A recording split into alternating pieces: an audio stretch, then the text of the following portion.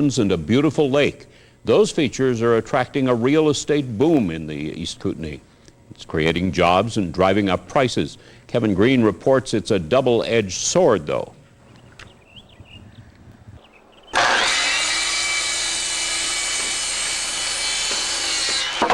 Another luxury home is going up in Invermere, British Columbia. It's already been bought by an Albertan.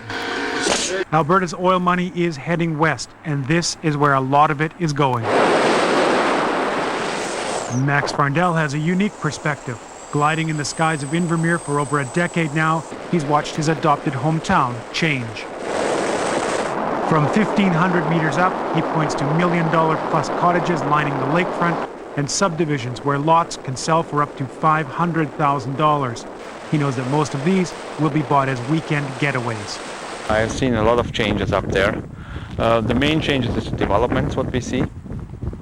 And I mean, I can't blame people why they want to come here, because I came here too for the same reason. It's a great playground.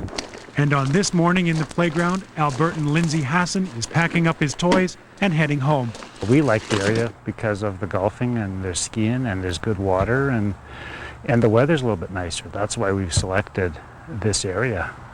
We thought if we're going to get away from home, we want to have a nice retreat area. But the locals can't get away from it. This is their home and not a retreat. When the Calgary Cottagers, as they've come to be known here, head back home, they leave behind an economy that's in transition, one that's seen wages drop and house prices skyrocket. The Blue Dog Cafe is a popular spot with locals, but 70% of their business comes from Albertans. It's hard to get workers a lot of times, like a lot of other resort communities, Banff and Canmore and that sort of thing, because it's hard to find affordable accommodation. Despite that, across the lake from the Blue Dog Cafe, construction continues on another luxury home that most locals here can only dream of owning. In Invermere, Kevin Green, CFCN News. Great for business people in the area, especially real estate agents, but the high prices are squeezing out many locals. Kevin Green reports. It's a $1 million view. So developers are clearing the land to build millions of dollars of homes. The Castle Rock development will double the number of homes in Invermere. With that many houses coming on the market, you'd think prices would drop. Think again. The average income of somebody living in Invermere is about $20,000. So it's not the people living in Invermere that are buying most of the houses. Paul Glassford knows who's buying them. Majority is Calgarians. He's just put this house on the market. It's about 1,800 square feet, and it's considered a bargain at $800,000. It's a great time to be a real estate agent here. But it's not a great time to be one of the hundreds of young people in Invermere who'd like to buy a house and stay in the town where they grew up.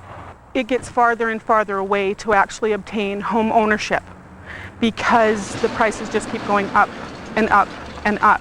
But the wages don't keep going up. Debbie Fenton is a single mom going to college here.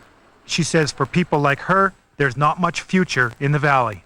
If I continue to stay in this community, I get to be the house cleaner for these people who have these incredible houses. Back at Castle Rock, the construction continues on 1,100 new homes. Every one of them will be out of reach for people like Debbie. In Invermere, Kevin Green, CFCN News. There are still deals in East Kootenay if you don't mind being away from the lake or the town of Invermere. For example, 50 kilometers down the highway in Canal Flats, you can still pick up a house for well under $200,000.